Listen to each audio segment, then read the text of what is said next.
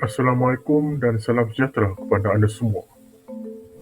Tahukah anda, ketika ini terdapat berpuluh-puluh jenis vaksin COVID-19 sedang dibangunkan. Hanya beberapa jenis vaksin sahaja yang telah melepasi fasa klinikal dan selamat untuk digunakan. Terdapat hanya 3 jenis vaksin yang diluluskan FDA, iaitu Comirnaty Pfizer, Moderna dan Johnson & Johnson. Kesemua jenis vaksin ini adalah dikeluarkan di Amerika Syarikat.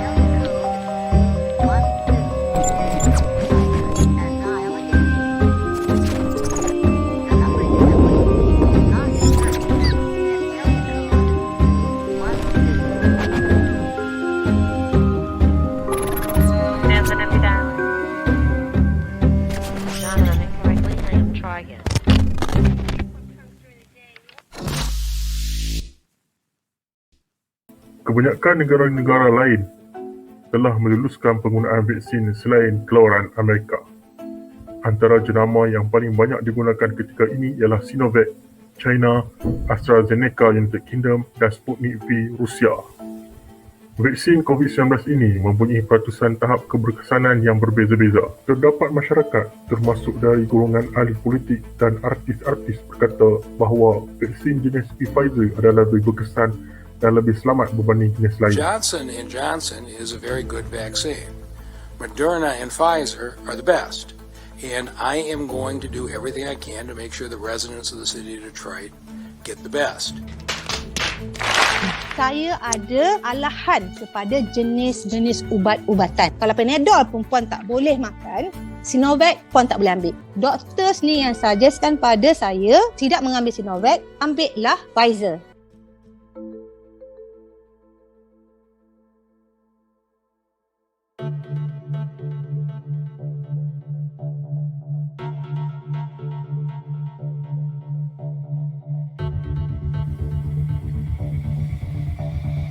Terdapat juga beberapa isu yang menyebabkan ramai masyarakat untuk memilih jenis vaksin. Antaranya ialah isu Arab Saudi tidak membenarkan kemasukan warga asing untuk menunaikan ibadah umrah dan haji jika tidak mendapat suntikan vaksin.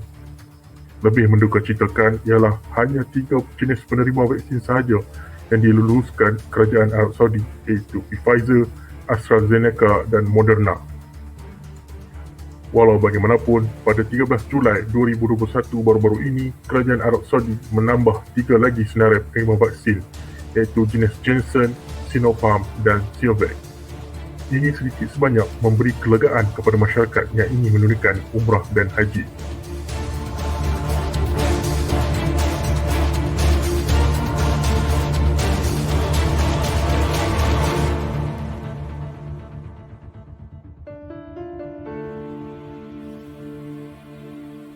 Sebelum membincangkan topik keberkesanan vaksin, kita lihat dahulu apa tujuan vaksin dan bagaimana vaksin digunakan untuk melawan virus.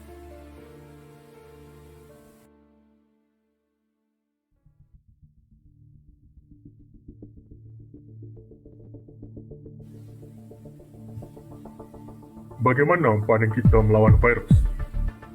Apabila virus masuk dalam badan, pada mulanya virus berkenaan akan berkenalan dengan badan dan antibodi kita cuba menentukan apa jenis virus dalam badan kita. Pada waktu ini, antibodi kita cuba memilih senjata jenis apa yang sesuai untuk melawan virus tersebut. Waktu ketika inilah badan akan terima tindak balas seperti kelesuan, demam, sakit sendi, pening kepala dan sebagainya. Apabila antibodi dapat mengenal pasti jenis senjata, barulah badan berupaya melawan virus berkenaan. Ini seterusnya menyebabkan badan kita akan ingat dan kenal pasti virus berkenaan.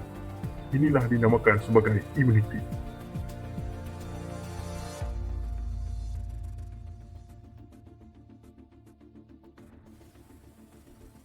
Vaksin pula adalah pemudah cara untuk badan untuk lawan virus. Vaksin akan merangsang sistem imun badan untuk mengeluarkan antibodi dan mekanisme untuk melawan virus berkenaan. Jadi, jika dulu mengambil masa yang lama untuk antibodi mengenal pasti virus ini, kini masa dapat disingkatkan dengan suntikan vaksin. Vaksin Pfizer adalah merupakan teknologi baru iaitu teknologi mRNA. Jika kita merujuk kepada virus COVID-19 ini, terdapat spike protein. Spike protein ini juga merupakan salah satu komponen yang terdapat dalam virus yang menyebabkan jangkitan kepada manusia. Jadi, teknologi mRNA ini akan menghasilkan spike protein di dalam badan manusia. Jadi, badan akan mengenal pasti yang mana salah satu adalah benda asing. Penghasilan teknologi mRNA ini adalah senang dan cepat untuk dihasilkan. Walau bagaimanapun, vaksin ini memerlukan suhu penyimpanan sehingga negatif 70 darjah Celsius.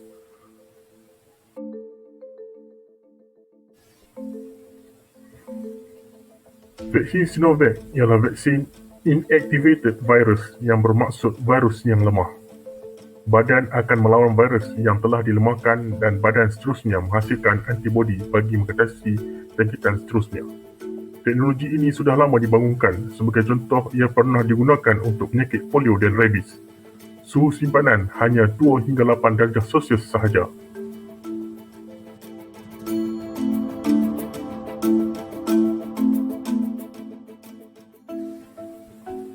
Vaksin AstraZeneca adalah merupakan viral vector vaksin di mana virus itu sudah dimodifai dan akan transfer kod antigen ke dalam badan manusia. Badan akan menghasilkan antibodi terhadap virus ini. Tetapi, yang menjadi isu ialah dikatakan virus ini menyebabkan blood clot atau kumpalan darah dalam badan manusia. Jika dibandingkan faktor risiko, dikatakan hanya 0.004% sahaja akan mengalami risiko gumpalan darah apabila mengambil vaksin AstraZeneca. Manakala sehingga 16.5% risiko bagi mereka yang telah dijangkiti COVID-19. Ini bermakna faktor risiko dalam pengambilan vaksin adalah rendah berbanding yang telah dijangkiti virus COVID-19. Jadi orang ramai sudah mula berfikir sama ada risiko atau faedah mengambil AstraZeneca.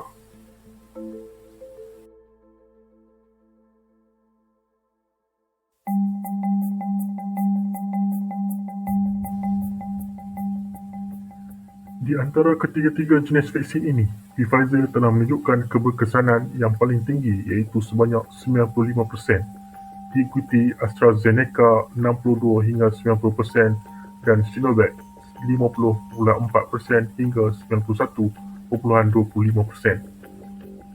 Sebenarnya, nilai keberkesanan ini bukanlah lebih penting dalam penilaian pengambilan vaksin.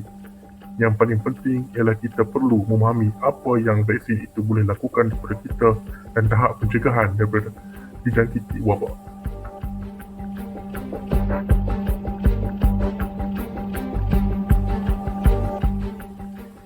Bagaimana menentukan keberkesanan vaksin? Fasa klinikal ujian ini diuji kepada berpuluh ribu orang. Ianya dibahagikan kepada dua kumpulan iaitu kumpulan pertama mendapat suntikan placebo dan kumpulan kedua pula menerima vaksin. Sebanyak 43,000 orang mengambil bahagian dalam uji kaji ini di mana seramai 170 orang telah dijangkiti COVID-19. 162 orang daripadanya telah dijangkiti COVID-19 dari kumpulan pertama, manakala hanya 8 orang sahaja dari kumpulan kedua yang telah dijangkiti. Jadi secara tak langsung akan memberikan keberkesanan sebanyak 95%. Maka jika vaksin jenis Pfizer disuntik kepada 100 orang, kebarangkalian untuk mendapat jangkitan COVID-19 ialah hanya 5 orang.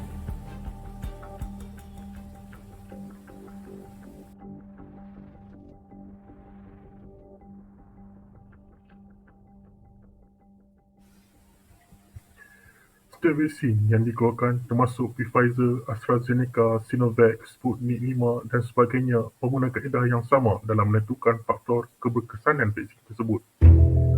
Sebenarnya, peratusan tahap keberkesanan masih boleh dipertikaikan.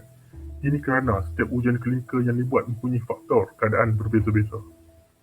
Perlu faham, keberkesanan vaksin ini adalah bergantung kepada negara berkenaan, keturunan dan faktor genetik masyarakat di negara tersebut. Sebagai contoh, di Thailand, tahap keberkesanan penggunaan vaksin jenis Sinovac ialah sehingga 99.4%. Ini menunjukkan masyarakat dan individu-individu di Thailand berkemungkinan begitu sesuai dengan vaksin ini. Vaksin yang melepasi 50% berkesanan sebenarnya sudah pun diluluskan oleh WHO dan boleh diterima pakai. Jadi tidak perlu untuk memilih jenis vaksin dan setiap vaksin yang dihasilkan dan telah melepasi piawaian WHO adalah selamat untuk digunakan. Semua jenis vaksin ini sekurang-kurangnya telah mengurangkan risiko kematian, mengurangkan jumlah pesakit COVID-19 yang terpaksa dimasukkan ke hospital dan seterusnya mengurangkan golongan pesakit yang bergejala teruk.